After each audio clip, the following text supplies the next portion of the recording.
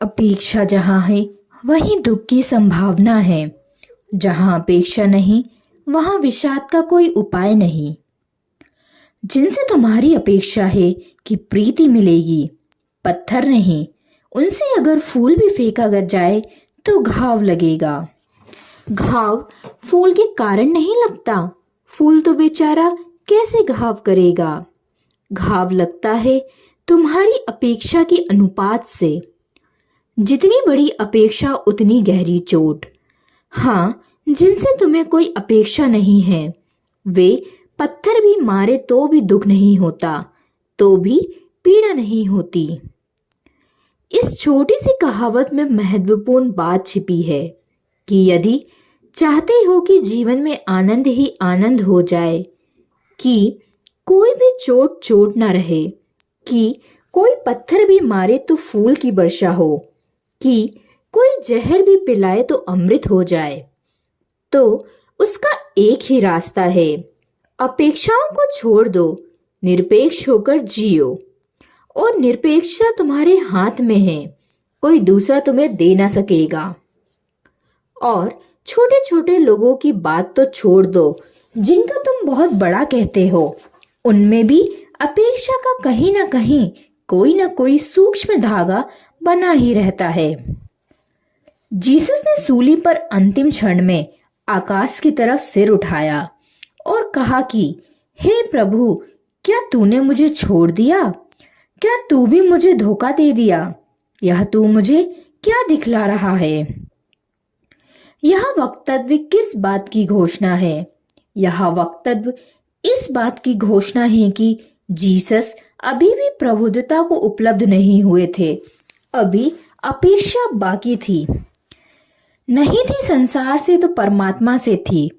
इससे क्या फर्क पड़ता है कि किससे अपेक्षा? आखिरी घड़ी में बात छिपाते छिपाते भी छिपी नहीं, प्रकट हो गई।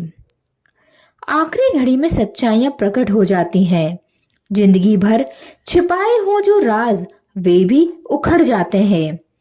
जीसस के मुख से अनायास इस बात का निकल जाना कि हे प्रभु, क्या तूने भी मुझे छोड़ दिया? किस बात की खबर दे रहा है? इस बात की कि कहीं भीतर आशा थी कि चमत्कार होगा, आकाश से फूल बरसेंगे, कि उतरेगा कोई हाथ परमात्मा का और उठा लेगा मुझे। सूली सिंहासन बन जाएगी, इसका कहीं कोई सपना जरूर किसी गहन तल में मौजूद था। साधारण लोगों की जो भीड़ इकट्ठा हुई थी, 1 लाख आदमी इकट्ठा थे।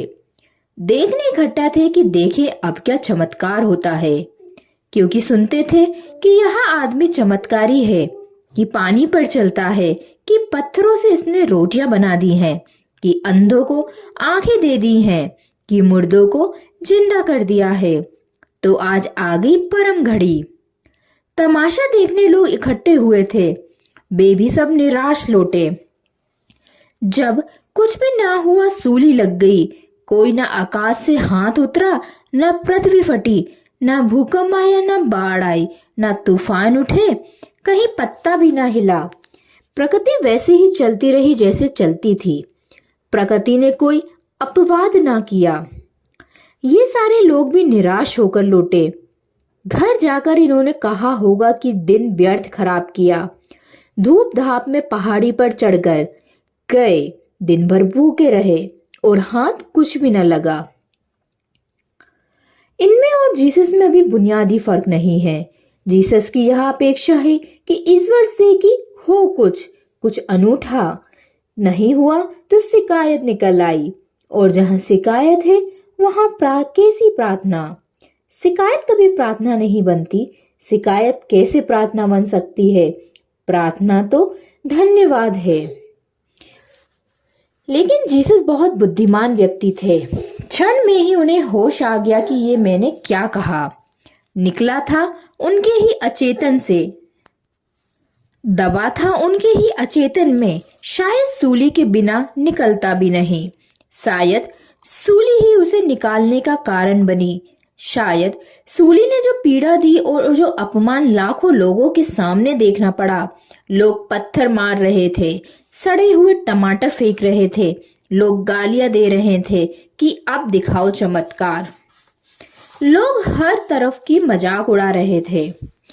इस अपमान में अचेतन में दबी हुई, गहन अचेतन में दबी हुई कोई आकांक्षा तैरकर ऊपर आ गई होगी। इतने दबाव में ही यह संभव था। साधारण जिंदगी चलती जाती तो शायद जीसस प्रबुद्ध हुए बिना ही इस जगह से विदा होते, लेकिन इस सूली ने चमत्कार किया। वह चमत्कार बड़ा भीतरी है। वह चमत्कार बाहर नहीं हुआ, वह भीतर हुआ। वह चमत्कार यह था कि एक आखिरी वासना दबी रह गई थी, उसका भी दर्शन हो गया। आकाश से उतरा हुआ हाथ इतना बड़ा चमत्कार ना होता, पृथ्वी फट जाती कि आकाश फट जाता, तो भी इतना बड़ा चमत्कार ना होता कि सूरज भर दोपहरी में डूब जाता, तो भी इतना बड़ा चमत्कार ना होता कि जीसस सदैव स्वर्ग चले जाते। चमत्कार मेरी दृष्टि में जो हुआ वह यह है कि खुद के अचेतन में बस आखिरी जंजीर थी, वह भी प्रकट हो गई। उसके प्रकट होते ही बोध की घड़ी आ गई। तत्क्षण जीसस ने कहा, नहीं नहीं, मुझे क्षमा कर। यह मैंने क्या कहा? मैं कौन हूं? मेरी अपेक्षा नहीं, तेरी आकांक्षा पूरी हो। तू जो चाहे वह पूरा हो, तेरी मर्जी पूरी हो, मेरी क्या मर्जी। मैं तेरी मर्जी से राजी हूं।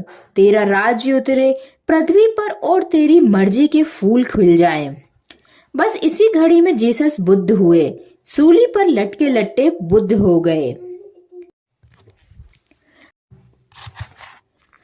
और ठीक ऐसी ही घटना अल-हिल्लाज मंसूर के जीवन में घटी।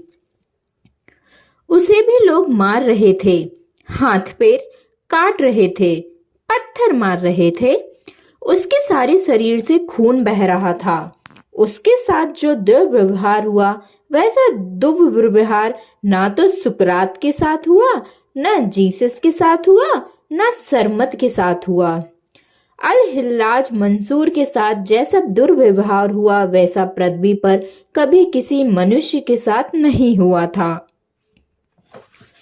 और प्रेम संगीता, तेरी कहावत ठीक ठीक अल-हिल्लाज मंसूर के जीवन में घटी।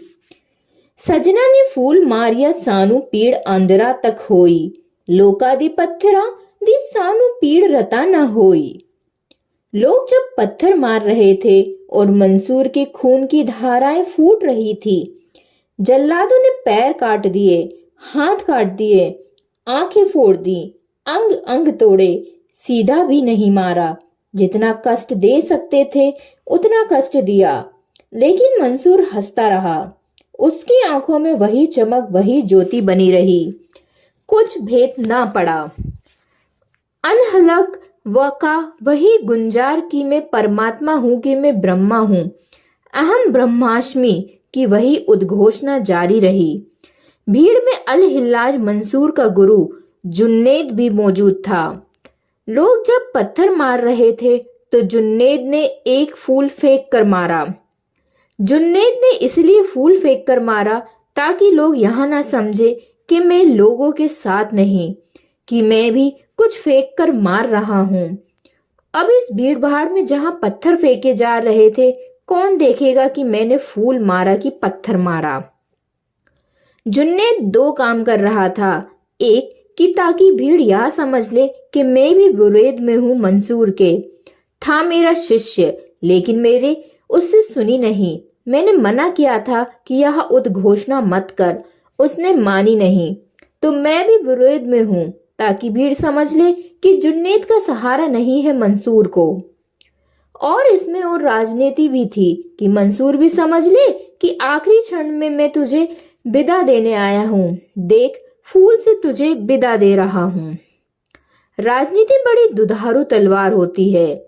इधर भीड़ भी राजी हो जाएगी कि चलो जुन्नेद भी हमारे साथ खड़ा है, और मंसूर भी प्रसन्न होगा कि गुरु विदा देने आया और एक फूल की वर्षा मेरे ऊपर। लेकिन जुन्नेद को आश्चर्य हुआ यह जानकर कि मंसूर को धोना आसान नहीं था। मंसूर की आंखें खुल चुकी थी, उसे धोखा देना असंभव था। उसका दर्पण साफ हो चुका था। उस दर्पण में अब सत्यों का ही सीधा प्रतिबिंब बनता था। मंसूर खिलखिलाकर हंसा और उसने कहा कि जिसने यहाँ फूल मारा है वह समझ ले कि लोगों के पत्थरों से मुझे इतनी चोट नहीं पहुंच रही जितनी इस फूल से पहुंच रही है, क्योंकि लोग तो ना समझ हैं। पत्थर मार रहे हैं तो ठीक समझा जा सकता है, लेकिन जिसने यहाँ फूल मारा है वह समझ ले ठीक से कि इससे मुझे बहुत घाव पहुंचा है, इससे मुझे बहुत चोट पहुंची है, क्योंकि यह फूल उसने मारा है जिसे मैं सोचता हूँ कि मैं समझदार हूँ, जिसे मैं सोचता हूँ कि मुझे प्रेम करता था, जिससे मैंने यह कभी आशा ना की थी, अपेक्षा ना की थी। मगर मंसूर को इतनी सी अपेक्षा भी अगर शेष है तो भी वासना का अभी एक पतला सा धागा उसे बांधे हुए है, जरा सा, बहुत सूक्ष्म, बहुत अदृश्य, दिखाई भी ना पड़े, पकड़ में भी ना आए, लेकिन धागा मौजूद है। अपेक्षा भी है तो दुख हो गया। हंसा तो, लेकिन हंसी ऊपर ऊपर थी, उसकी आंख से आंसू भी झलक आए। मंसूर की आंख से आंसू झलक आया क्योंकि जुन्नेद ने फूल मारा। जुन्नेद से ऐसी आशा ना थी, कम से कम जुन्नेद तो समझेगा, शास्त्रों का ज्ञाता, जिसके पास बैठकर ज्ञान की इतनी बातें सुनी वह तो समझेगा। लोग ना समझें, ठीक, माफ किए जा सकते हैं, मगर जुन्नेद को कैसे माफ करूं? लेकिन मंसूर को भी वही घटना घटी जो जीसस को। उसे भी होश आ गया कि यह मेरी अपेक्षा ही है जिसके कारण फूल भी चोट कर रहा है। उसने जो प्रार्थना की आखिरी, उस प्रार्थना में उसने कहा कि हे प्रभु, उनको भी माफ कर देना जिन्होंने पत्थर मारे, और उसको भी माफ कर देना जिसने फूल मारा, और मुझे भी माफ कर देना कि मैंने शिकायत की। बस इसी घड़ी में मंसूर भी बुद्धत्व को उपलब्ध हुआ। मृत्यु की घड़ी बड़ी कीमती घड़ी है।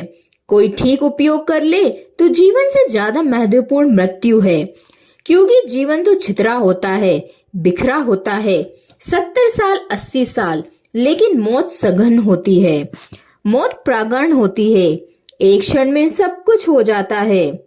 मौत कुछ लंबाई नहीं रखती, गहराई रखती है। लंबाई में चूक हो सकती है, फिर जिंदगी में 1000 काम है, आदमी सुलझ सकता है, व्यस्त हो सकता है, स्वाभाविक है। लेकिन मृत्यु के क्षण में तो कोई काम बचता नहीं। कल ही नहीं बचता तो काम क्या बचेगा? अगला क्षण नहीं बचता तो काम क्या बचेगा? पूर्ण विराम आ गया। उस घड़ी में तो सारा जीवन संग्रहित हो जाता है, सारी चेतना एक झील बन जाती है। उसका जो सदुपयोग कर ले तो मृत्यु से बड़ा वरदान नहीं है। प्रेम संगीता अपेक्षा छोड़, अपेक्षा दुख लाती है। आशा रखोगी, निराशा हाथ लगेगी, अपेक्षा रहेगी, उपेक्षा हाथ लगेगी।